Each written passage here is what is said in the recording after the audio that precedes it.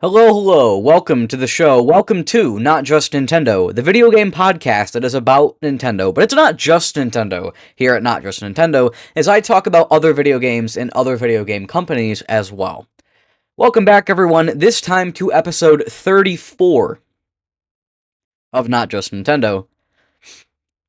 34, obviously, now we are officially more than a third of the way to episode 100.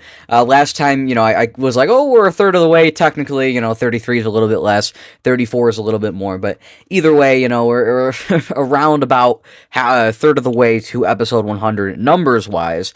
Now, of course, I can't guarantee anything because, like I said, the podcast on multiple occasions has been weekly, and on multiple occasions it's been bi-weekly as well, so it kind of changes around a little bit. So, I can't say for sure whether or not it's, how many episodes it's going to be, right? Or, sorry, I know how many episodes. I don't know how many weeks it's going to be, right? Like, it could very well be more than 66 weeks, right? Because we could potentially go bi-weekly again for a period. So, I don't really know. I'm not going to make any predictions. Like, I'm not even going to get into it. But it'll be more than a year either way till we reach 100. I would guess probably closer to 2 years. So, we'll see what happens, but that's kind of where we're at. That's a long ways off, but I still think it's pretty cool that we're a third of the way there, and, episode 50 is not really that far away in the grand scheme of things. That'll come up on us pretty quickly. Also, end of the year, let's talk about that, because, wow, it's December 1st when I'm recording this. You guys are watching this, or at least, the episode is coming out on December 2nd, as long as things don't get delayed, which I'm hoping they won't be, but we'll see what happens. But anyways, yeah, it's December 2nd for you guys, which is crazy because, that November kind of flew by. And honestly, I think the second half of this year, honestly, has gone pretty quickly, I would say. I mean, I've not played... On one hand, I've not played as many games as I was hoping, but at the same time, I'm also kind of happy with some of the amount of things I've been able to get done. It looks like my end-of-the-year ranking is probably going to be about as many games as the last one, as long as I finish up a couple of the things that I was hoping to finish up before the end of the year. I will end up beating... That doesn't make sense. I will have ended up beating less games overall, but last year I replayed more stuff, and so I think it'll end up roughly evening out. I've also stopped counting Super Mario Brothers when I beat it, and also Mario 64. I've stopped writing that down, because what I used to do is I would write down every game I beat, those included, and then I would star the ones that I had beat for the first time that year. Or at the very least, like, first time, like, there's a couple games that I beat or got very close to beating when I was, like, 5 or something, or 6, right? 7 or 8, like those kind of area, like a long time ago. And so for that stuff, I usually just count it as a star. I'm like, look, this is my first time, even if it might not actually be my first time. There's a couple of games that I don't even know for sure whether or not I beat them. Some of the Mario and Luigi games, like, I watched so many Let's Plays back then, and I also played them so much that I'm not even entirely sure if I beat them myself. Like, that's how long ago some of these, like the earlier Mario and Luigi games, like, I'm pretty sure I beat Superstar Saga. If I do beat it again, I'm just going to count it as my first time, though. But I can't remember whether or not I beat Partners in Time. I almost want to say I didn't. And same thing for Bowser's Inside Story. Like, I don't think I did, but, like, I don't, that it's been so long, like, I don't even really know, which is kind of weird to think about. But anyways, I've been playing video games for a long time, since I was very little, so it's, it's just one of those weird things that comes up when that's the case, right? And that might sound weird for some people because, I've been playing video games longer than most. I hear about some of the people on these podcasts, and it's like, when did you play your first video game? And they're like, oh, well, maybe here and there, but the first time was like, 7 or 8 or 9, and they remember the game, and I'm like, nah, man, like, it was like, I was, like, actually playing stuff at, like, 4 or 5. I beat Mario 64 at, like, 6 or 7. I was very young. Now, to be fair, I could not 100% it until I was, like, 9 or 10. But yeah, I've been playing stuff like crazy. But anyway, so my point is, I don't know what my point is. I'm just rambling. It's towards the end of the year, though. The year is coming to a close, and there's a few things that need to happen. First of all, I really need to beat a couple of games that I've been looking to beat for a while now, right? Um, I was gonna do a segment as far as games I've beat, but I also really haven't beat anything since last week. That was the big thing. We had some time off school. We had a whole break for Thanksgiving. And I played a lot of video games. I did. I also did a lot of things besides video games, but I did play a lot of video games. I mean, I've played a lot of video games. However, it was mostly all Yakuza Kiwami. And so I didn't quite beat the game. I'm very close. In fact, I'm recording this on Monday night. There's a chance that after I record this podcast, like I'm going to go play Yakuza Kiwami after this. If I stay up late enough, there's a chance I'll beat it tonight. I'm going to say more likely it'll be either tomorrow or even more likely probably Wednesday seems possible. It's just going to depend on homework and all that kind of stuff, all that jazz. But my point is like I'm very close to the end of that game within a few hours, I would say. I mean, who knows? Maybe I'll find some post-game stuff to do, but I don't know. There's a good chance, actually. Now that I think about it, there's a good chance, because I've been doing a lot of extra stuff. I'm like 21 and a half or maybe 22 hours in. And according to How Long to Beat, that's only like 18 hours long, because I've done a lot of extra content. And I guess I can talk just a little bit about Yakuza Kiwami. I don't want to get too much into it, because I'm going to talk about it a lot next week, and I think that's probably going to be like most of the show next week is talking about Yakuza Kiwami. So I don't want to take away too much from that next show, I guess. So this show is going to be very short, because again, I want to save Yakuza mostly for next week. And also, I don't want to talk about any story stuff until I'm all wrapped up and I actually can really touch on that stuff and get into it a little bit more. So we'll talk about that in a minute. I did want to just touch on real quick. I just thought about this. Last week, we had a little bit of chaos. So as you know, you can watch the show on YouTube, right? It's on YouTube on multiple different channels. It's on my main channel, and it's on its own channel, which, by the way, if you're listening on the Ginger Ninja channel, you can also go listen on the Not Just Nintendo channel. It's linked in the description. It's another channel. It's also put in my featured channel pages, but it's another channel that is just for the podcast. And the idea is, hopefully, I don't know how long it'll be, but eventually I can move the podcast over there permanently. And the idea is to get it off of the main channel, not to delete episodes, but to stop putting new ones on there. Because eventually I want to do that to kind of declutter the feed for the main channel. So that's the idea. Will that ever happen? I don't know. But if what the heck was it? I don't know what's going on. I don't know what's going on outside. I don't know if there was a car crash or what.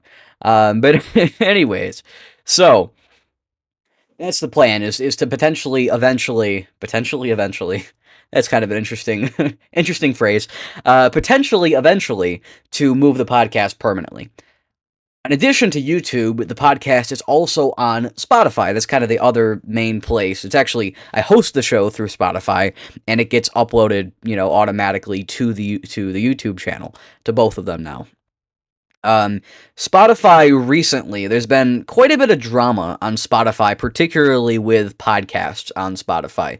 Lots and lots of shows, particularly video game shows, I've noticed, have been getting copyright flagged for use of copyrighted music, which kind of makes sense on a surface level. But for years now, I mean, many, many years, there's my favorite video game podcast, besides my own, of course, no, my favorite video game podcast, Not Just Nintendo. Big shout out to those guys. Those guys are awesome. A lot of what I do is influenced by them. And they're great people. They're very entertaining. They play a lot of games. They're Nintendo's biggest defenders and haters at the same time. It's great. Watch those guys. But anyways, that's my favorite, my personal favorite podcast. They've been going like 12 years, and they've hosted on Spotify or on Anchor before that entire time. And they do the same thing. They put video game music, and this isn't just them, it's not just me, it's lots of different podcasts that I've listened to. They put little snippets of game music at the beginning, at the end, in the middle of shows, right? Like as a way to break up segments, right? And I mean, this happens on other podcasts besides video games as well. They'll use little I don't know what to call them, but little pieces of music. This has been a thing for years. It's not anything new that anybody's doing. Is it like violating copyright laws? I mean, maybe. Like, I guess, yeah, kind of, right? Like, it is sort of. But it's been not really a problem for all these years because, generally speaking, the laws around it, like, it's not. There's not a ton of precedent, right, for companies actually striking these things. Obviously, you do see it a lot on YouTube with music getting flagged and stuff. Sometimes it's completely ridiculous when it does get flagged. Other times it makes sense. But with Spotify, it's not really been a thing, or with podcasts in general, it's not really been a major thing that I've heard about. But all of a sudden, in the last month or so, I've heard about all these podcasts getting episodes taken down or having to re-upload episodes because Spotify caught them with copyrighted music. And I'm the next target. I'm the most recent target. Maybe not the most recent, but I'm a recent target. Now, of course, I'm assuming this is an algorithm doing this. I would assume there's not somebody at Spotify that reviews every podcast and was like listening to my podcast. If so, hello, Spotify agents. Welcome to the show. No, I'm sure it's an algorithm, but there is something about it. It's like it'd be kind of interesting if there was somebody actually reviewing this, but it's definitely not. I'm pretty confident it's probably just an algorithm. But either way, they caught some of my music that I used in the last show from Florence because I liked to use little things. To be fair, I did put like quite a bit of that last song at the end of the show. Like it was like, I don't know, like 45 seconds, 50 seconds. Like it was quite long. And so they flagged that one. That one didn't completely surprise me. And then the one in the middle as well, which was like 20 seconds. I'm like, okay. Now the one at the beginning, which was like 10 or 15, and then me talking over it for another 10, that one they did not flag.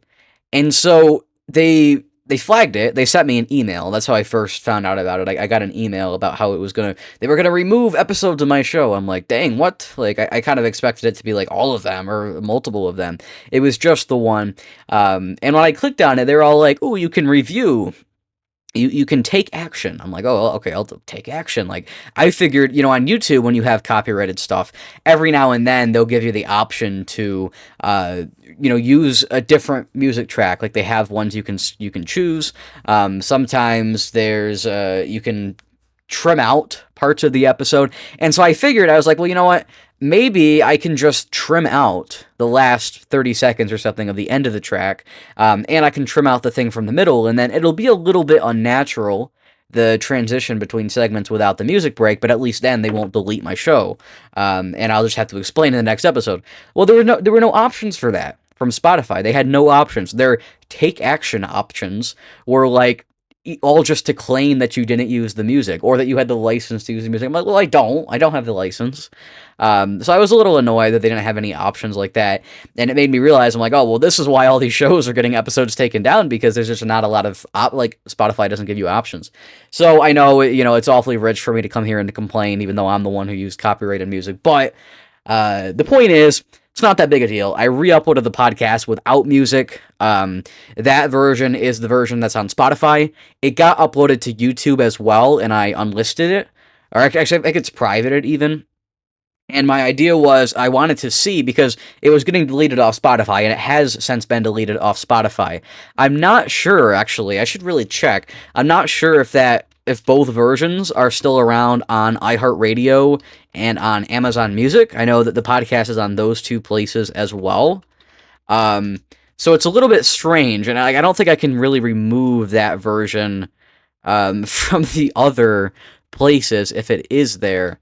So let me actually just check that right now, and I'll kind of figure that out as we're talking here today, because I have not actually thought about that. So if I go to my podcast on iHeartRadio, here we go. So episode 33 with the music has been removed on iHeartRadio and on Spotify and on Amazon Music. So everywhere except for YouTube, the only version of episode 33 that exists anymore is the one without the music. So that's fine. It's not a big deal. On YouTube, the version that is currently up, at least on the main channel, is the one with the music, which is interesting. And YouTube, even though they're usually the ones copyright striking me, they've not said a word about that version. And if I go to the podcast YouTube channel, Actually, they've went and privated both versions. YouTube does that sometimes. So if I go to the podcast YouTube channel, it's the same. Episode 33 with the music is the one public. The one without the music is private. So that's so that's how it is. So if you're on YouTube, episode 33 was totally normal for you. The only thing that might have happened is you might have got a second notification about it being posted without music, but then that would have disappeared because it's no longer there. So if you're on YouTube, it doesn't make a difference. If you're on Spotify, iHeartRadio, or on Amazon Music, which I don't think there's hardly anybody on Amazon Music or iHeartRadio, maybe one or two listens. But on Spotify, there are actually a few people now. If you're on one of those places, then things got a little weird. So I apologize for that. I will not be using the copyrighted music in the future. So that means that this show had no introduction music, which is a little strange. There's not going to be any music between segments. I will probably in the future not even really frame the show as with segments, because it doesn't really make sense to if I don't have anything to put in between the segments. And there won't be any outro music either. So it's not really ideal, to be honest. I might test it out with this show, just putting music at the beginning and the end and putting like shorter chunks of music. Something not from an indie game, too, because I think indie games are the most likely to get copyright striked as well. So I'm going to try that for this episode. There might have been some, like, Super Mario Galaxy thing or something, or Zelda thing at the beginning and at the end of this show, but there's not going to be anything in the middle.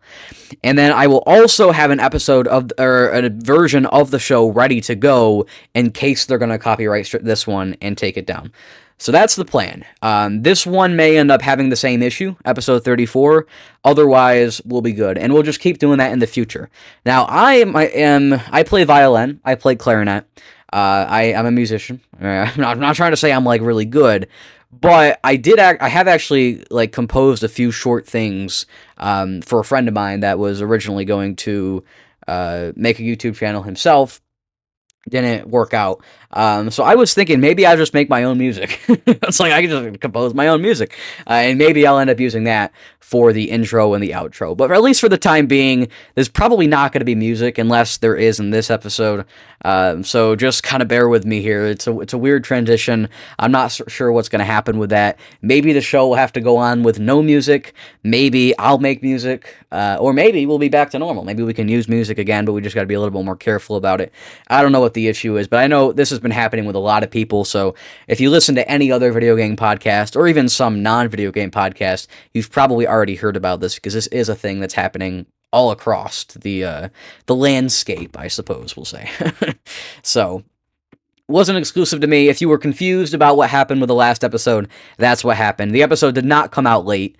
If you're on Spotify or iHeartRadio, it actually did come out on time, but then it got deleted and then it came out late. So I apologize for that. So I guess it's not really my fault. I mean, it is kind of my fault because I did use the music, but I'd say it's more Spotify's fault here, because they've not copyright struck anything from the last like 20 years of people making podcasts. And so it's a little strange that all of a sudden here in 2025, they're like, hey, you know what? We should like crack down on this stuff. I'm not sure if they went through like a change of leadership, or maybe they just figured now was the time to make an algorithm to detect that stuff.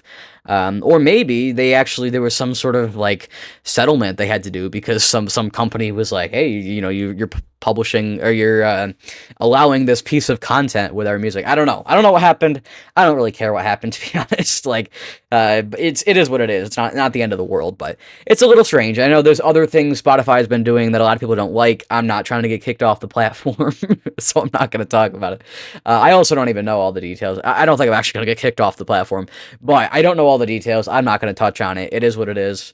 It works fine for me as a hosting service, and so even if the whole music situation is not ideal, we'll deal with it. So that's what's going to happen. So maybe the podcast will have to be musicless in the future. Maybe I'll make my own music. That would actually be kind of cooler in a way, right? But it is kind of a shame that I can't like talk about a game and then also have the music from it, because that's, I think, one of the cool things that ties together the show. So it is what it is. That's going to be enough of that. I don't want to dwell on this any further because I've been talking about this for like 10 minutes. So to wrap up the first segment, I guess, because I guess we're still doing segments, at least for now, to wrap up the opening segment of the show, I'm just going to talk about a few things that I've been playing and things that I hope to finish before the end of the year. There's not like a ton to talk about, and then we'll get into news, and I don't know how long news is going to take, but I do think this show will be a little bit shorter. We'll see what happens. So like I said, I've been playing a lot of Yakuza Kiwami. I definitely could have beat it by now, but I found myself doing a lot of side content. I did do quite a bit of stuff back when I was playing Yakuza 0 Director's Cut, which I finished that back in October, and I started that in July, I think, so it was like July to October. I did a lot of extra stuff in that game as well, and it's definitely like one of those things, like, you know, Yakuza, for me, at least having played these two games, almost a full 2 games. I really like the gameplay. That's like my main thing, right? I like the gameplay. I like the combat. I also like the progression in the sense that you've got like, you know, a skill tree or some sort of thing. It's been different in both the 2 games I've played. In Director's Cut, you actually used the currency, the yen, that you got from winning battles and from everything. It was the primary currency. You actually used that currency in the skill tree. Which I thought was a little weird back then, but I hadn't had anything different. I hadn't like used anything different in the series, and so I just kind of went with it. But in this game, in Kiwami, which originally actually came out first, so it's not like they changed something. It was, you know, Yakuza 0 was the weird one. But in Kiwami, you actually have like a separate, like, you get experience and you gain levels that you put towards upgrades on the skill tree. And there's like 4 wheels. And so that actually makes a little bit more sense. And I think I've liked the progression of the skills and stuff and the unlocking of abilities a little bit better in Yakuza Kiwami, because in Director's Cut, I felt like I was hesitant to spend my money on upgrades because I wanted to spend my money on other things, like buying items, like recovery items for battle and those kinds of things. And that so I feel like in Kiwami, it's I've definitely been more like every time I get enough points, I'm upgrading abilities. I've also been doing a lot more battles on the street. In Yakuza 0, I did quite a few. Basically, when you're walking around the street, whether you're going to do a side quest or going to do a main story mission, you can just get stopped by enemies on the street. And there's, you know, lots of different types of enemies. As the story progresses, you get more and more types of enemies. The enemies get harder. They're never like really hard, but you know, there might be some challenge to them here and there. But generally, they're pretty easy. I've been doing, like, lots of those battles in Kiwami, like, way more than I've needed to. I'll actually just kind of, like, specifically find groups to attack because I like to get the experience. And so I've been doing a lot of fighting. I like to level up the abilities, but I also just really like the combat in Kiwami. I don't think it's, like, that much different than Director's Cut. I don't think that's why I like it. I think it's just really more of a great thing, you know? I'm a huge fan of the combat in Yakuza. That's like the main reason why I'm there. There's some weird stuff, right? Like Yakuza, it's very zany, right? And so that's nice, you know, video games being zany. I like that. I like the story, right? The story has been very, what's the word? I'm intuitive. I don't think that's the word. There's something I would describe it as that I can't think of so far right now, but I'm losing it, man. But anyways, the story has been intriguing in both Director's Cut and in this game. I know, I would say overall, for those who don't know, Director's Cut, you follow 2 different characters, and of course the stories eventually collide towards the end of the game, but it's 2 completely different characters in different cities, even like they don't have much relation to each other until towards the end of the game. And so that was nice on some level in Director's Cut, which was a much longer game, by the way. Yakuza 0 was quite a bit longer. That was nice in a way because I felt like you could, you know, get a little bit of a story and then get a little bit of a break from it, you know, and then go to another one and like, but I also felt like at times it felt like the game was a little bit unfocused, right? Like I would get something and then I'd be left on a cliffhanger. And then also the chapters were pretty long in Director's Cut in Yakuza 0. I say Director's Cut, really I should probably just call it Yakuza 0 because that's like the main, actual game. But in Yakuza 0, I felt like the chapters were pretty long as well.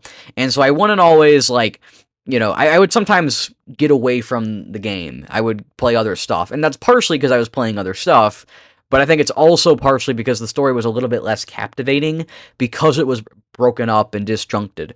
So I would play one chapter of a story, or I think it's usually two. They would put it in groups of two.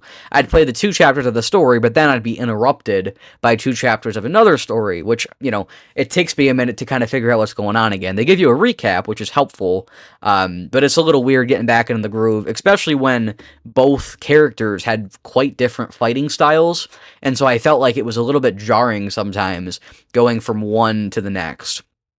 Also, if I took a week off from playing the game, which I did quite a few times because I was playing it during marching band season, I would sometimes struggle because if I came back towards the end of the second chapter of one of the stories, then it would be hard. I would be in a very difficult spot in the game, and it'd be very difficult for me to get back into combat. And then as soon as I did, I would be interrupted by the story that I'm just finally catching up with to go work on the other story, and then I'd have difficulties again, and that would, make me lose the motivation to play the game.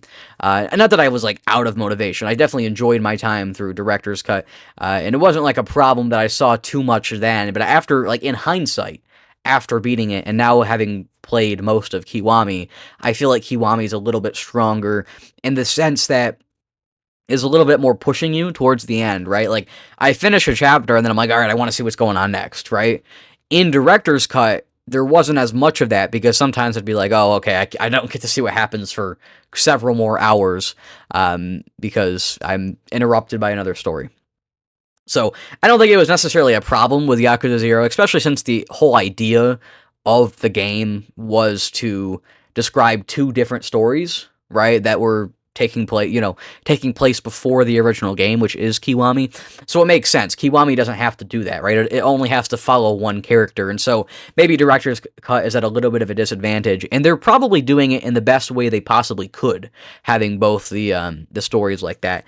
If I think about it, what's the other option, right? They would either have to have this, shorter gaps in between each story, longer gaps in between each story, or just completely separate each story, either in 2 different games or you play one after the other.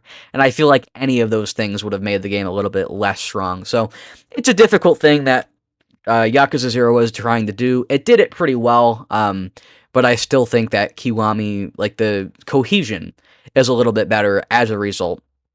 However, I think the actual story beats and the moment to moment, the plot twists and how the story develops, I think it's a little bit stronger in Director's Cut, interestingly enough. After I beat Director's Cut, there had been so many twists and turns in the story, it was almost hard to follow. I actually had to watch a few guides to kind of recap, not guides, but recaps, right? To be okay, here's what happened, this is why, whatever. I actually had to watch a few of those to really analyze the story, and I really came to appreciate how strong of a story it was. And when I started Kiwami, I was like, I don't think this game is going to be able to keep up with how incredible the story was in Yakuza 0, and it did. At the start, it was like, wow, this is great, there were a few things here and there. I did mention last episode how pretty early on in the game, there's a time jump, and I won't get into why or what happens exactly, but the time jump was a little bit weird because after the time jump, it feels like not much has changed. It's a whole 10 years that are supposed to have jumped, and yet it feels like the actual progress in the city and in the characters around you feels like it's more 2 or 3 years, right? Especially when you look at the character design. Most of the characters in the game look completely identical to how they did 10 years prior. And when you've got somebody that's 20 years old and then they're 30, I feel like there should be at least somewhat of a difference, right? Or it's pretty noticeable, especially some of the old people too, right? You got 60-year-old guys in some of these higher up positions in the Yakuza. You would think that 10 years would show quite well. You would notice, wow, okay, those guys are getting even more old and decrepit. Where before they were they maybe had some gray hairs, and now they're really old. And it doesn't feel like that really happens. And that was a little weird. I'm not sure if it's because they didn't want to animate new character models, or if they just didn't think about it. I don't know. I really don't know what the whole deal was with that. But I felt like the time jump was a little bit weird. I shouldn't complain too much about the game not being realistic. Like, shouldn't it be realistic to begin with? It is what it is. But it was a little weird. For the most part, though, the first, few chapters of the story were crazy. Like, it was like one thing after another. Like, I was like, wow, this is incredible. It's really kind of continued the pace of, like, the very fast-paced nature of the story from Yakuza 0. But then things slowed down quite a bit. And I think, maybe part of it is because I started doing so many side quests and things. But I think generally speaking, there's just been less stuff in the story. The story's a little bit less full. I think part of it is because you don't have the interruptions that make you kind of ponder the story. And also, you can hear, like, there can be reveals in one story, and then there can be small tie-ins to another one. And so it can kind of help develop the universe and stuff in Yakuza 0. Kiwami doesn't have that advantage. And so I think at times it does feel like the story is a little bit less driving, right? There's just less going on, just in general. It's lower stakes as well. It's much lower stakes, just generally speaking. Well, in some areas, it's higher stakes. I don't know. We'll talk more about the story, the specifics of the story next time.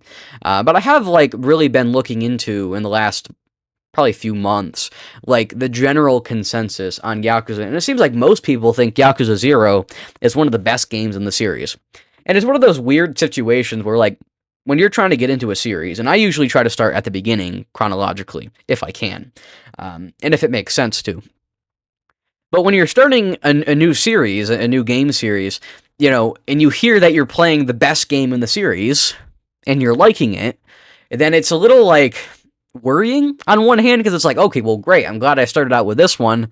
But at the same time, it's like, oh, well, will it suck after this, right? Like, am I going to love this game and then try to play another one and it's going to suck? Like, I don't know. And then, on the contrary, when you are starting a series and you hear that that's, like, the worst game in the series, and you like it, you're like, oh, well, I guess the next ones must get better. Or you'll end up having a controversial opinion. And if you hear that the game you're started out on is the worst game in the series and you don't like it, now you're like, oh man, I guess I got to give it another chance, right, with another game. And so it's just one of those weird situations. In this particular instance, Yakuza 0 is meant to be one of the best games in the series, and I felt like it was great. And so I was a little worried moving into Kiwami 1 that things were going to go downhill a little bit. And I think most people agree that Kiwami is also pretty good, but it's not quite as good as 0. And it seems like for me, I think it's better, or at the very least, pretty similar. I don't like, and on my end of the year list, I think both games will probably sit side by side as my thought process, and they'll both be very high. So that's kind of what I'm thinking, but yeah, I'm almost considering putting Kiwami 1 above Director's Cut, but we're gonna see. I still have a couple hours here, and maybe some post-game stuff, so those last couple hours could end up being the deciding factor, but yeah, I think right now, I would probably put Kiwami in front of Director's Cut, so that's definitely something interesting to think about, because yeah, the general consensus is that Director's Cut is better than Kiwami, so we'll see on that front. I think one of the main criticisms of Kiwami is the lower stakes story that I was talking about, but I think the main thing that I want to point back to is that I generally care more about mechanics and gameplay in a game rather than story, and that's not always the case for everybody. So I definitely appreciate story. Like, I really liked the story in Yakuza 0, and I really like the story in Kiwami as well. But really, I'm mainly there for the gameplay and the combat. And I think the combat and stuff is probably stronger in Kiwami. It's kind of hard to say. It's similar. It's definitely similar. There's not a ton of changes. The UI is very similar. Just in general, the games are very similar. And it's definitely Sega trying to make an attempt to make the games very cohesive, right? Like, you want, the idea behind these recent releases of Yakuza games that we've seen is to get the Nintendo audience in, and to get the more casual fan base that's never maybe not even heard of Yakuza, but definitely not played it. It's for new people to the series, which is me. I'm one of those people, right? And so they definitely want to try to keep the games as close to each other as possible. They're all built in the same engine, the Dragon engine, and so lots of things are very similar between them. They seem almost seamless. They seem seamless to go from one to the other, right? The transition is seamless.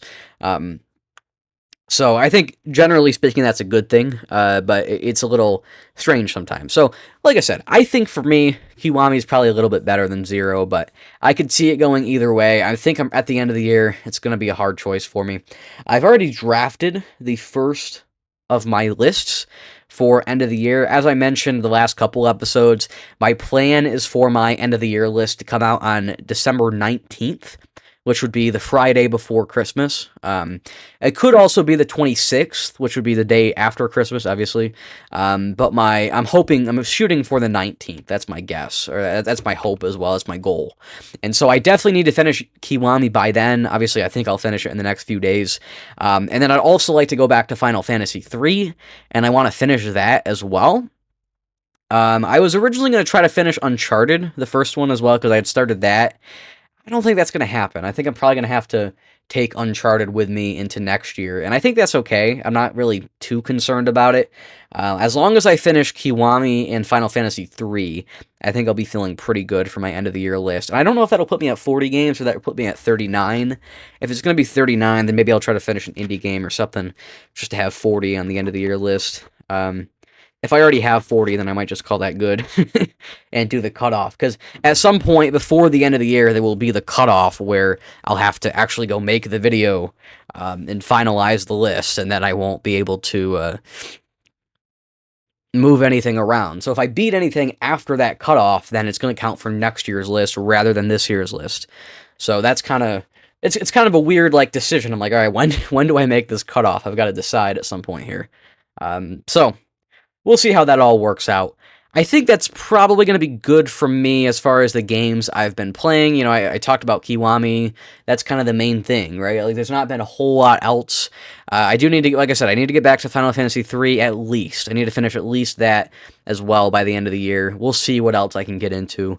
But I'm sure that the beginning of next year is going to be crazy busy. I'm going to try to beat a lot of stuff early on next year, so... That's going to be exciting, and at this point, you know, we really don't have a whole lot of time to go. It's pretty close. You know, it's the end of the year is upon us, and I do want to say just one more thing before we go. I've mentioned this, or I say not before we go, before the next segment, before I go for now. I've mentioned this before. The Game Awards show is on the 11th of December. That's 10 days from when I'm recording this, 9 days from when you're seeing this, if you're watching it when it comes out. So that's a little over a week. My plan is to live stream the entire show, starting with the pre-show and going all the way through the whole thing. Live stream my reaction. I will react to the awards, react to the new announcements, mainly. That's the big thing. So that's the plan. As long as things work out with that, I'll be live streaming the Game Awards show. I did the same thing with Summer Games Fest. I did it with a couple other presentations and stuff. So that's my plan again, is to do that. And it'll be a fun time. So tune into the live stream if you would like.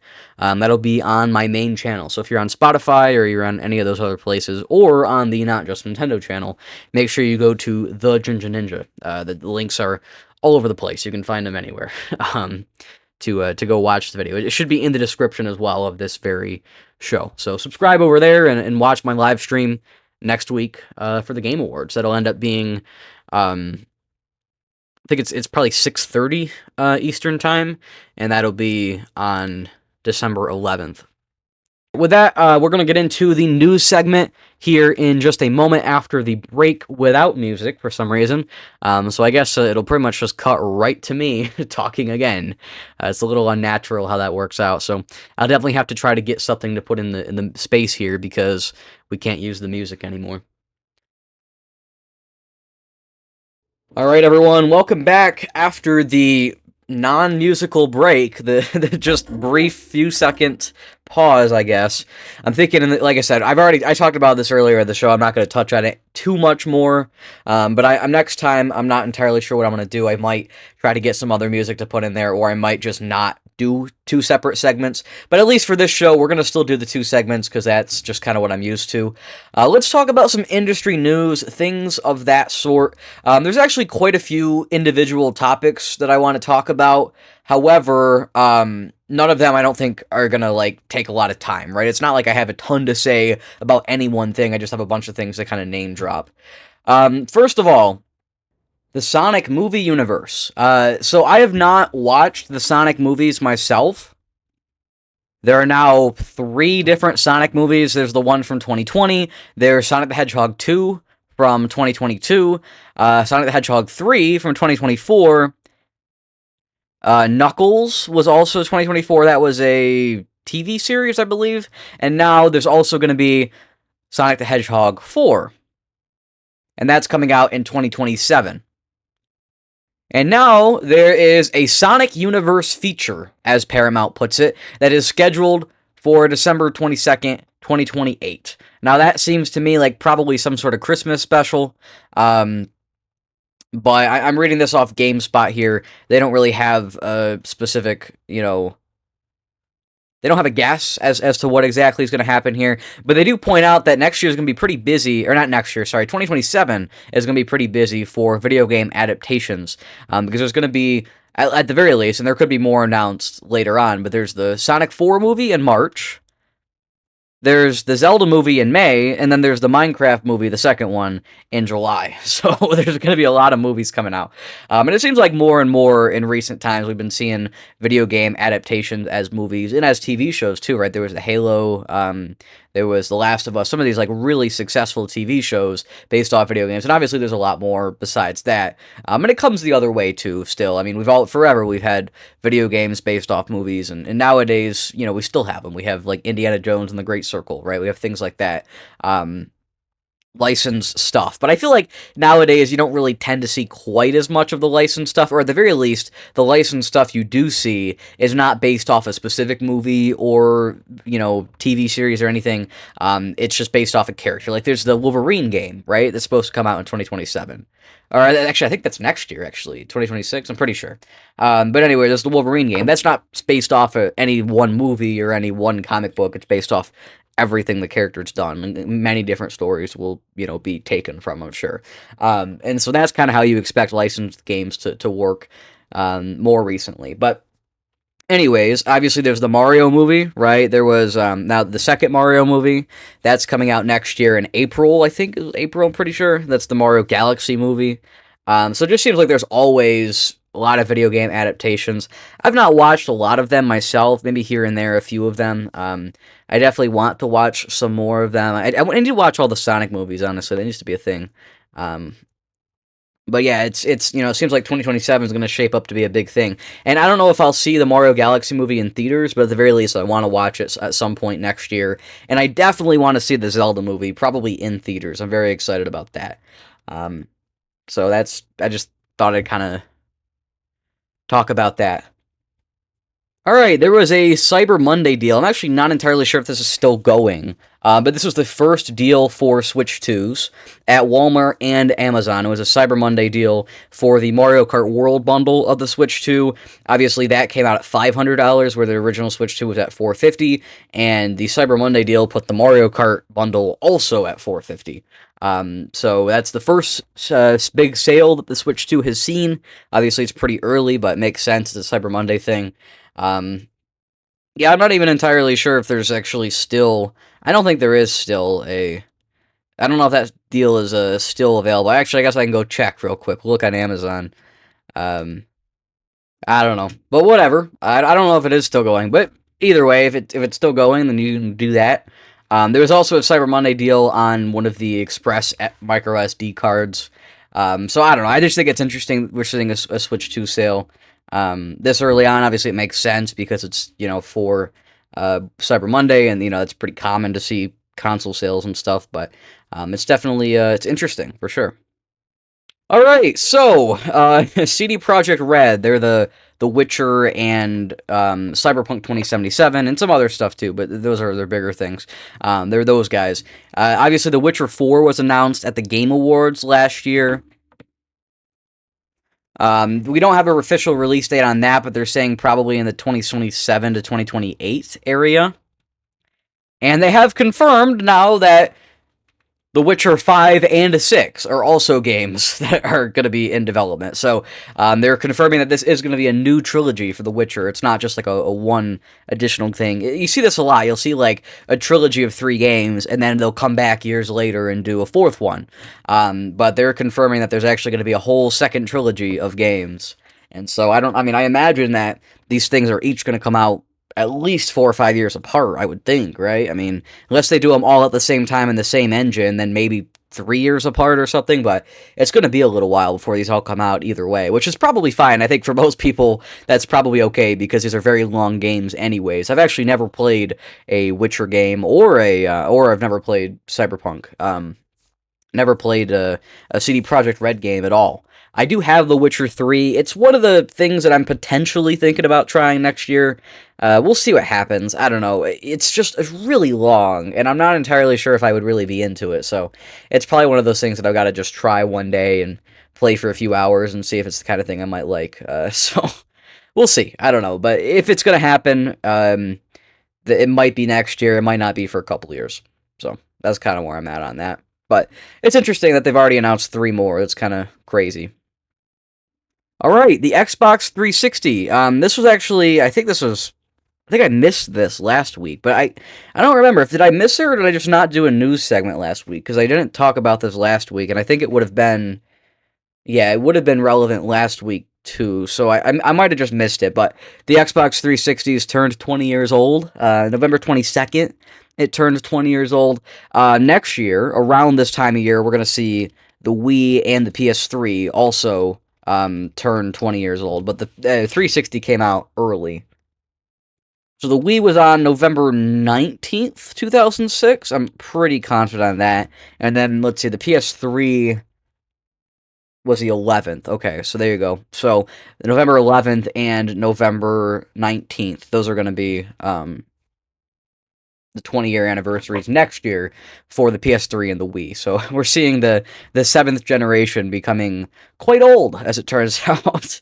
I still definitely would not consider the 7th generation to be retro. I know some people would by this point. I would say it's definitely not retro, but it is getting to be fairly old.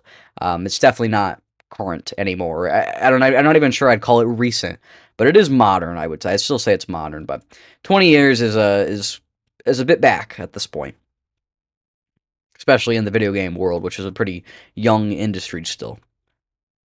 All right, this is probably the single biggest piece of news from this last week or something. It's something I don't really care too much about myself, but I figure even if I don't care too much myself, as long as it's like a big deal, I feel like it's usually still worth talking about these kinds of things because, I don't want to be the guy, like, I don't want somebody to, like, comment on the show or even tell me in real life, be like, oh, I saw you were talking about news, what happened? Why didn't you talk about the Steam machine or something?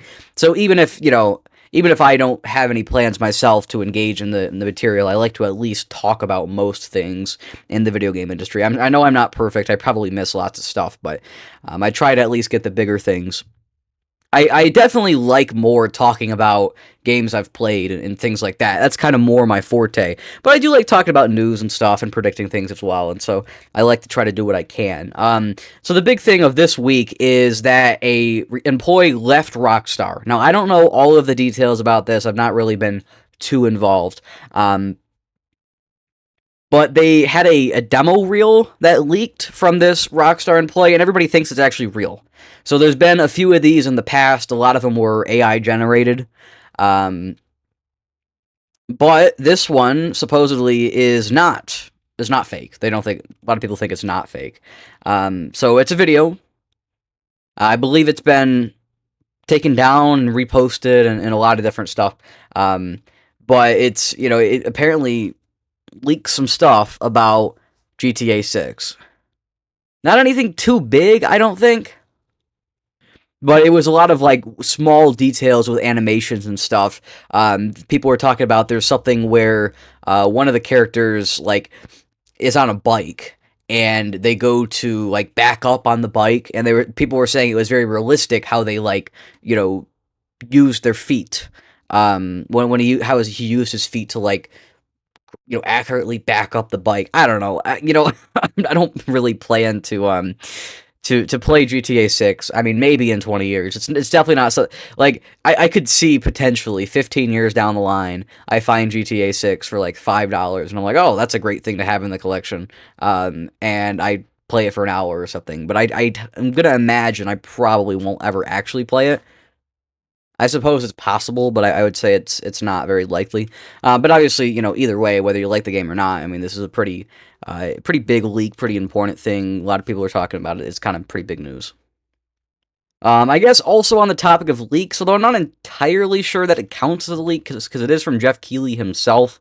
But there's a leak involved relating to the Game Awards. Jeff Keighley posted a picture, and it's like, I'm not really sure how to describe this. You should probably look it up yourself. It's on Twitter.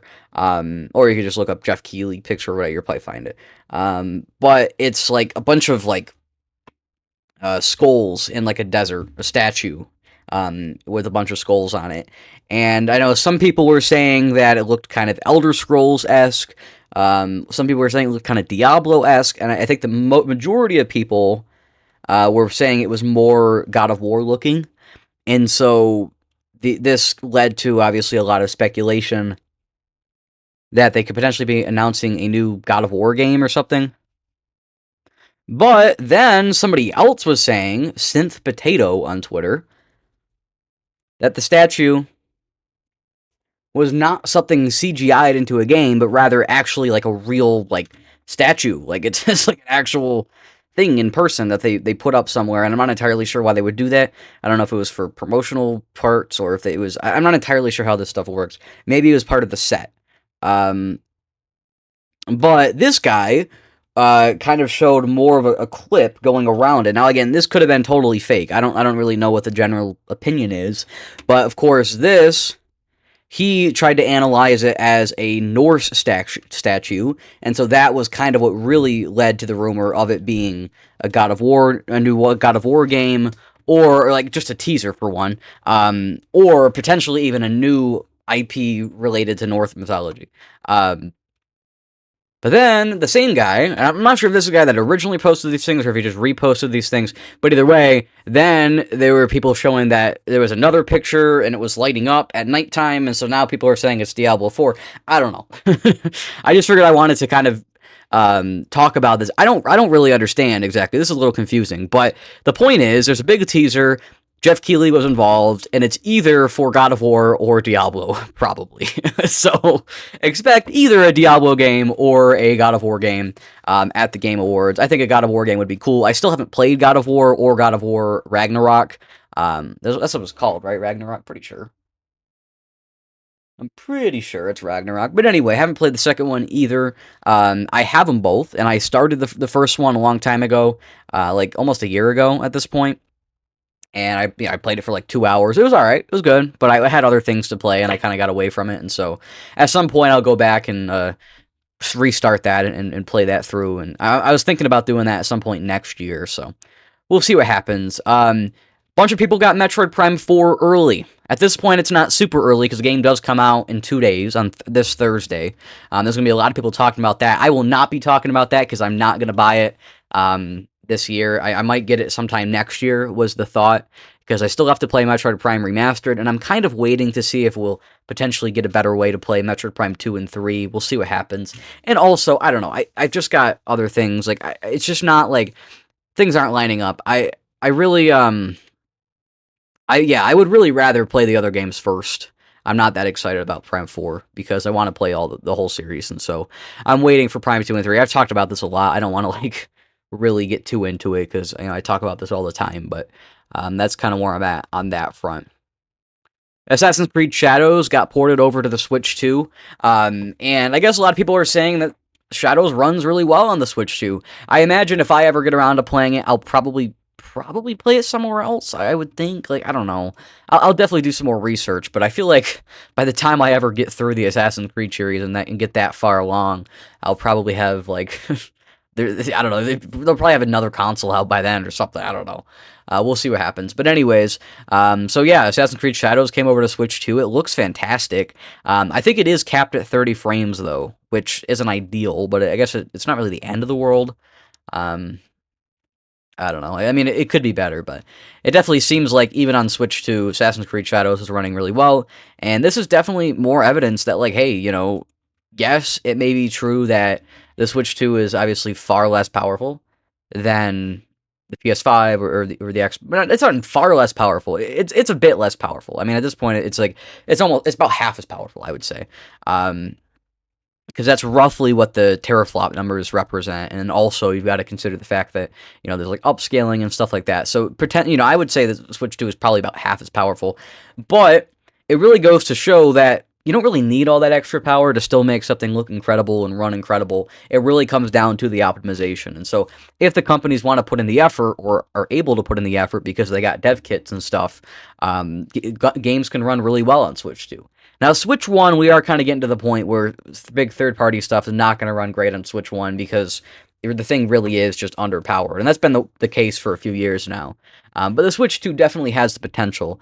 Now, it is, of course, true that in a few years we could see the same problem with the Switch 2, but at least for now, things are going pretty smoothly with that. I don't have much to say on this one, but Team Cherry, they're the people behind Hollow Knight, obviously. I think most people probably know that at this point. Silksong, they said they apologized officially. They said it's unfortunate that the launch of Silksong disrupted other indie games. And this was in a Bloomberg interview, I think. Ari Gibson. And so they were kind of like complaining, or not complaining, but they were apologizing because the release date ended up being so soon after the thing was announced because they weren't entirely sure if it was going to come out in time. That's the kind of thing you run into when you're in like an indie game studio. It's kind of sometimes, you can flex those dates a little bit more. You can sometimes get things out earlier or later because the scope of your game is generally smaller, and you also don't tend to have like the big investors and stuff, or even the bigger higher ups in the company pushing for stuff to come out sooner. So you really can sometimes end up with issues like that. And so they were apologizing because there were lots of indie games that had to like reschedule last minute, or some of them just came out on the same day as Silksong anyway, and they ended up losing a lot of attention because of it. Because obviously a lot of people were interested in Silksong, and so they were apologizing for such a last minute thing. All right, the Embracer Group. They're one of the groups that are owned partially by the Saudi Arabian Public Investment Fund, or whatever it is, that we were talking about last week. Arc Games was one of the publishers that was under their house, their I don't even know, what am I trying to say? Under their wing, I guess. They were one of their own studios. They've become independent again. So Arc Games, they're behind UFO. That was, I believe that was a pretty, I've definitely heard of that. Hyper Light Breaker and Drifter as well. Do things like that they publish or partially developed or whatever.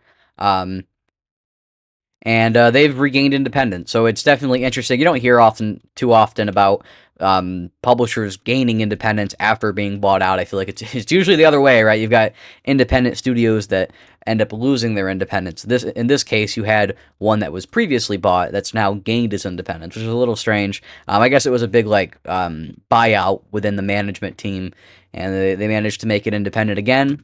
So that's cool. I mean, it's great that there's opportunity for that in some cases, because obviously sometimes buyouts can mean bad things. Other times they don't, but it depends, right? Obviously there's some nuance there. Sometimes there's problems, sometimes there's not, but it definitely is interesting that something weird like that could happen, where you had a company that was under another company now not being anymore. Like it's kind of odd. You don't really hear about that kind of thing happening a lot. That's kind of all the stuff I picked out for today to talk about. I know a lot of it wasn't anything groundbreaking, and I really didn't know what I was talking about when it came to that Jeff Keighley leak, because I really just don't, I don't think anybody really knows what's going on with that. It was very vague and not super useful, but it was one of those things that everybody was talking about it, and so I figured, I should at least touch on it, even if I don't have an opinion on it. I mean, to me, it looks like God of War, but I could totally believe it being Diablo as well. I could believe it being some other thing. I mean, I don't really know. I mean, I'll be watching the show, so we'll find out, I guess. But it'll be interesting to see, for sure. I mean, obviously, something like a new God of War would be pretty monumental, I would think. A lot of people would be talking about that. I mean, I know the first God of War was critically acclaimed, and the second one, I feel like Ragnarok might have even had a bigger reach, but I think it's probably just because it was a little bit quieter in 2022. That could be a part of why, but it seemed to me like that one might have even had a bigger reach. I'm not sure if the game was that much better, or if it was just literally because it was a quieter year that it came out in, but either way, both definitely had a big impact, and they're definitely big things that people still continue to talk about nowadays, and they're definitely games I want to play as well. So a third game would be exciting for me, because, again, I'll eventually get around to it, but it would also be pretty huge, I would think, for honestly most people. A lot of people would be very interested in that. There's definitely part of me that's like, oh, well, maybe they don't want to put out a God of War because, the PS6 will probably be coming out soon, but I feel like at this point, especially with Sony and Microsoft. But even with Nintendo, I don't think it matters too much putting out games too close to the launch of a console. Like, I think it still matters somewhat for Nintendo, but with PlayStation and Xbox, like they're just going to put them out day one on those other platforms with better versions. So I think they can probably just get away with it because like it's a stat right now that on PS5 like, or on the PlayStation ecosystem, almost half of everybody is still on PS4, and so if you think about the fact that half of the people still haven't upgraded because they've not felt the need to based on the new technology in the PS5 because the PS4 is still plenty capable of playing a lot of stuff because the power jumps nowadays are so much less influential and so much less important, right? You can still play things on a console a generation back and pretty much get away with it, right? Especially when a lot of people just play a lot of the same like 5 games that are obviously going to have support, like something like Fork Knife, right? I mean, Fork Knife could be ported to a toaster, right? Because like there's obviously going to be the support for that kind of stuff. It really doesn't make a whole lot of difference how big the game is. It's more about what kind of support and what kind of money is going to be poured into a port of the game. And so something like Fork Knife, obviously, especially when the game is already from last generation, it's going to be fine. It's going to keep running. And that's the case for a lot of games. And so I think most people at this point can get away with something a generation old. And so something like God of War, I don't think it needs to be exclusive to a new console. I think it can totally come out cross-gen like a lot of games have.